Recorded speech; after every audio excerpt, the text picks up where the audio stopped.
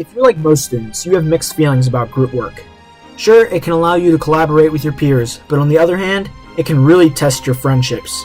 Many people have some awkward stories about arguing with their best buddy over the color of poster board to buy, but I'm here to pass along to you the most stressful group assignment in history. Welcome to boot camp, or as I like to call it, 5th period AP World History. Today, in preparation for our AP exam, our fearless leader of a teacher, Mrs. Temmie, decided to grace us with her secret weapon to achieving a perfect score. I, being the nerd that I am, straightened up in my seat and awaited her big reveal with wide open eyes. But to my dismay, Mrs. Temmie's ace in the hole was just another pointless assignment.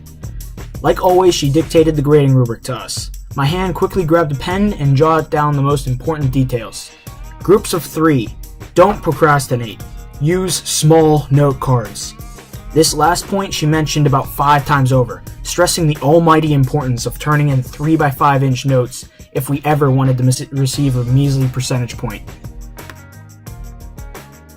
As Mrs. Temmie concludes her speech, she leaves us to form our own note-taking squads. So, who do I enlist from my class reserves? Well, I knew just the man. One of my closest friends, Alex. He was the only other kid in the class who I believed worked just as hard as I did. He was smart, trustworthy, and I knew he could get the job done. So that's one man on my side, but I still needed another.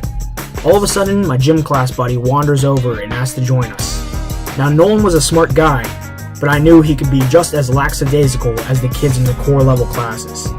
But he was always nice to me, so I figured he wouldn't let me down. And so, our team was formed. Immediately, we devised a strategy to split up the seemingly endless list of historical terms into just 3 extremely long ones. Upon this, we wished each other good luck and parted ways for a well-deserved lunch break. Now, I mentioned I was a nerd, but I wasn't exactly a teacher's pet. I knew Mrs. Temmie said not to procrastinate, but I also knew if anyone could write hundreds of detailed flashcards in just one weekend, it was me.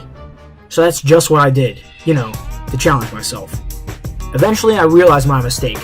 There I sat, in my cold, dark basement. 3x5 inch note cards illuminated by a dusty golden ray of light from the street lamp outside of the window. Friday night turns into Saturday morning. Friends stop by and ask me to join their pickup games in the spring warmth. I sadly decline these invitations on the account of my nose being glued to the pages of world civilizations. Saturday eventually becomes Sunday, and after many caffeinated beverages, I can finally say, I have won this battle. That evening, I abandoned my Twitter feed to catch up with my other group mates and check their progress. Alex, being the tryhard that he was, finished the night before. However, when I asked Nolan the same question, he responded with an uncomforting, almost, I'll hand him to you tomorrow. Nevertheless, I trusted Nolan to get the job done, and fell asleep with pride. The next morning, I awoke to the sounds of birds chirping and the sun smiling down upon my face, for I knew our group would receive an A+ on this assignment, and who knows, maybe this last-minute cramming session will actually aid me on the exam. I seek out my pal Nolan first to collect his part of the work. With a smile on my face, I reach out and he hands me the physical embodiment of dread itself.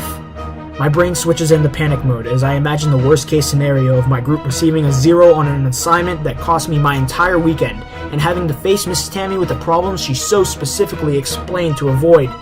Mind racing, I tell Nolan the dilemma and claim that I can fix it. I know I can't.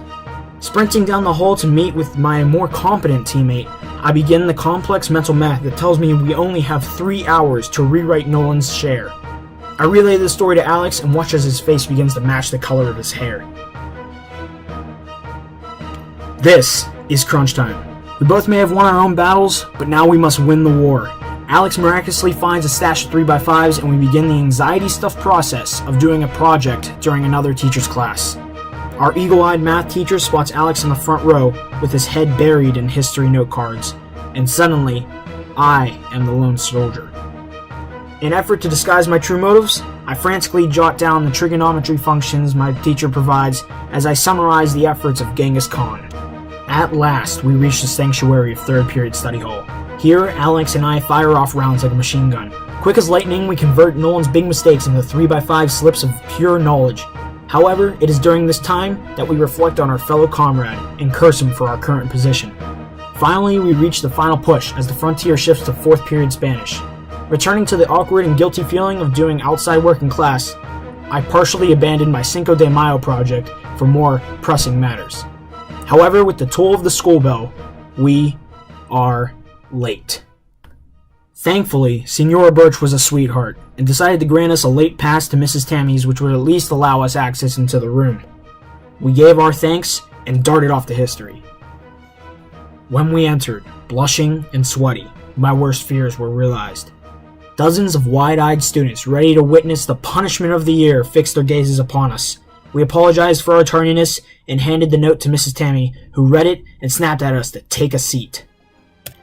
Sitting at my desk, in between my 2 group mates, the seat where I so often proved my genius was where I felt the most stupid. I could only ask myself, how did I let this happen? Beside me, I could tell Alex was thinking the same thing, while to my right, Nolan seemed characteristically unbothered. Suddenly, it was time to stare death in the face. Realizing that the smartest decision was to apologize, we instantly did so, and began telling her our entire story. Now, despite our tale, Miss Tammy made it apparent that she had no interest in our appeal.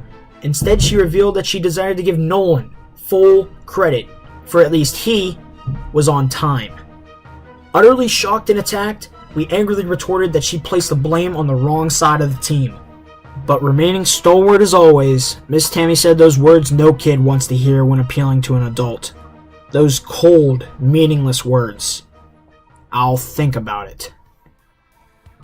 A few weeks passed and we still hadn't received any word from Dictator Tammy. Yet, despite the initial exchange of blows, Nolan, Alex, and I remained good friends and shared our story with practically everyone in our class. In the end, all 3 of us passed our AP exams. And fortunately, when Miss Tammy read through our detailed and well-organized note cards, she decided to only subtract 5% from our overall grade for each of us. However, even though I walked away from this war triumphant and scathe-free, I realized that I could have avoided this entire situation if I would have just made better choices as a group member. Although this fateful incident has haunted me for years, it is perhaps the biggest source of motivation for me to always strive to be a better group member.